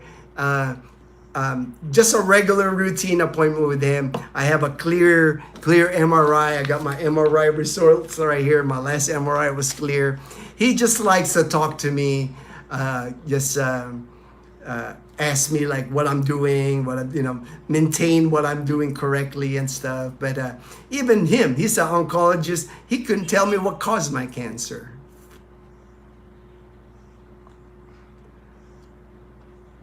Yeah, it's like that's the thing, Jumpy. Cancer to me, just from what I've experienced with cancer, it really doesn't. It's like it can hit anybody. It doesn't matter how healthy you think you're living a good life, no stress, whatever. You can still get cancer, unfortunately. It's like there's really there's no vaccine, no immune to being diagnosed with cancer, unfortunately. Mayor Bert, all right, hello, Mayor Bert. Peanut butter travels. I also like see. All right. I think I got to go fast here because there's a lot of comments here. I'll have to try to. Thanks, team. We're back in Pandan in March. All right. Reserving that. Good, Tita Marie. You will like L&L Beach Resort, Tita Marie. It was. We're gonna stay there for sure. We're gonna go there again. A really nice resort. And then Larry's like the nicest guy you'll meet. Very accommodating. The people there, there's the staff, everybody's so friendly. You're going to enjoy your stay there. What is the best affordable health insurance company there? Health insurance, there's several, a lot of expats, they prefer Pacific Cross. You can contact me offline because there's different insurance that you can get here, Mayor Burr. I think you have my WhatsApp anyway. I think we've communicated before. Just message me and I'll talk about the different things available for you here. 80s, yeah, I'm an 80s. I graduated high school in 83, so 80s music is my thing. Karaoke, I used to love karaoke, but the thing with me, with my treatments, it affected my vocal cords because I had to get radiation treatments. I'm always like, I got dry mouth, it's like, I just don't sing well anymore. It's like, as a matter of fact, even my voice is different now, It's just the radiation affected my vocal cords. But I haven't done a karaoke in a while, but I'll sing, it's like I enjoy karaoke. My favorite 80s artists: Queen, Phil Collins, Whitney Houston. Probably Michael Jackson. I was a Michael Jackson fan. I like Michael Jackson and Prince in the 80s. Those are my two artists that I like listening to. All right, I got to the end there. All right, all right. Have a great weekend. All right, Olsen. Thank you for joining the live stream. All right, Dr. J. Oh, Dr. J from AO John. All right. Okay, let me just hit some of the items that I wanted to discuss. Balikatan exercises. The Balikatan exercises going on right now since April 21 till May the 9th. Is the Balikatan exercises are military exercises that the United States and the Philippines and other countries to participate here in the Philippines, happening all over the Philippines right now. I was just gonna discuss this. Nothing political. I'm not trying to be political, but in April of this year, the United States and the Philippines, they agreed on selling the Philippines 20 F-16 fighter jets. The cost is like $5.5 billion. It includes all the support, not just the plane, includes Philippine fighter pilots. They're going to be trained on the F-16, and that's going to be part of the defense here in the Philippines.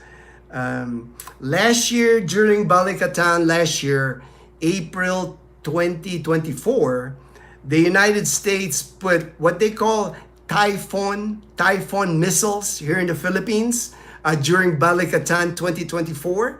And those Typhoon missiles, they stayed here in the Philippines. They never left. So once the United States put them here last year during Balikatan, they stayed here.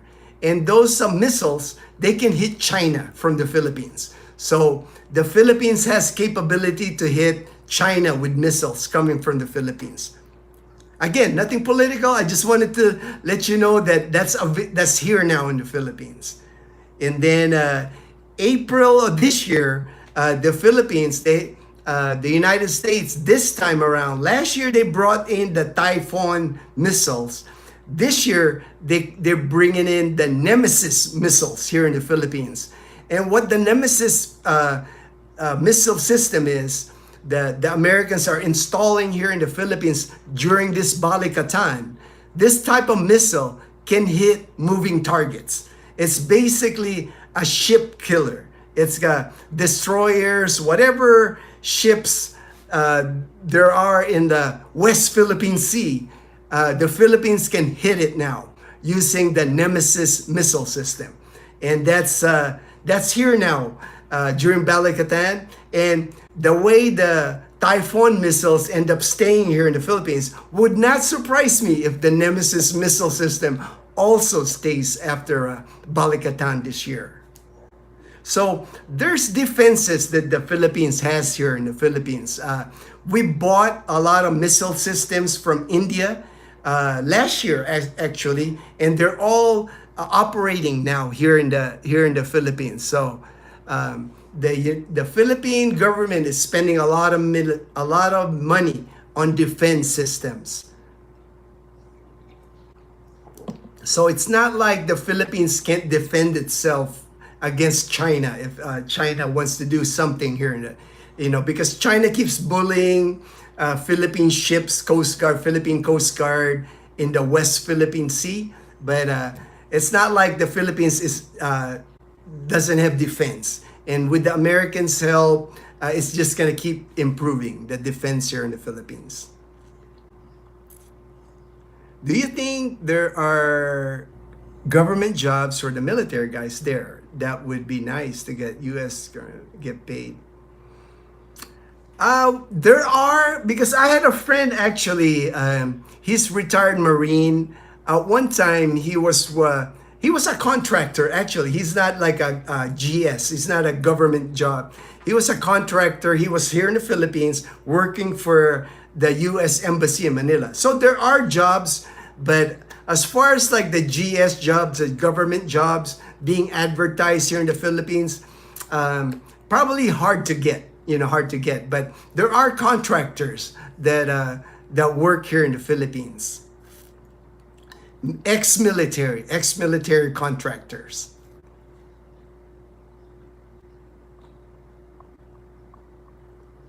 Haha, why do you look and seem so happy? All right, hey, nothing wrong with being happy, my brother. It's like, I'd rather be happy than sad. I work at the U.S. base here in America. I was wondering if I can get positioned there or maybe retire in the year. Yeah, there is no American base in the Philippines. The Philippines is letting Americans use Philippine bases. There's at least 8 Philippine bases all over the Philippines: Palawan, Batanes, Villamor Air Base. There's several Philippine bases where the Americans are actually putting a lot of money refurbishing the bases, because if American soldiers use the Philippine bases, it's got to be upgraded to American standards. So a lot of investment in the Philippine bases by the Americans. Daniel, 15,000 troops. Bradley strikers. Oh yeah, all right. They're arriving in Angeles City at Clark Air Base. They're arriving at the naval base, the base in Subic. They're here for Balikatan. That's why they're here. They're here for a Balikatan exercises that's gonna last until May the 9th. May the 9th.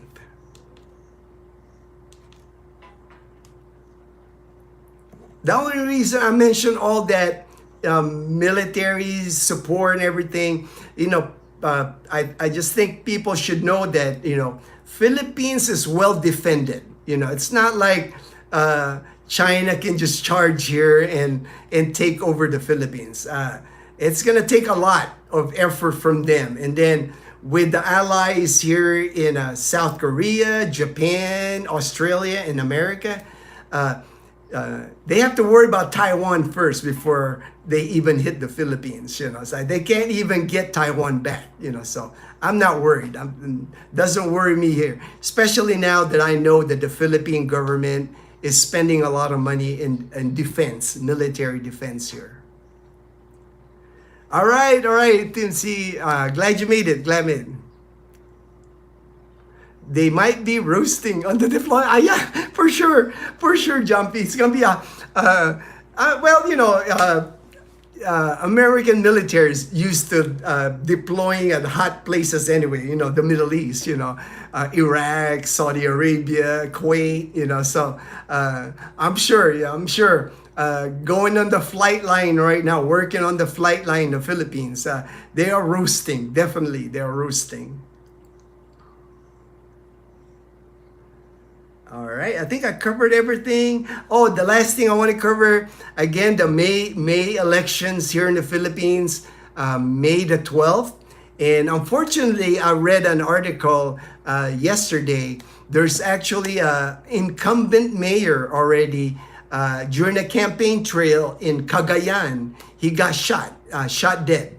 Unfortunately, that's the way it is here in the Philippines during election time. That's why they have a lot of checkpoints here.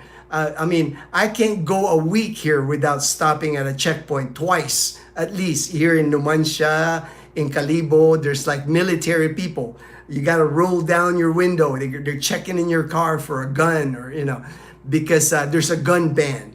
And unfortunately, it happens. I've never seen an election time here in the Philippines where there's no violence that happens. It's just, that's one of the things. It's just part of election time here. That's why, for me, during election season, even like election day, we just stay home.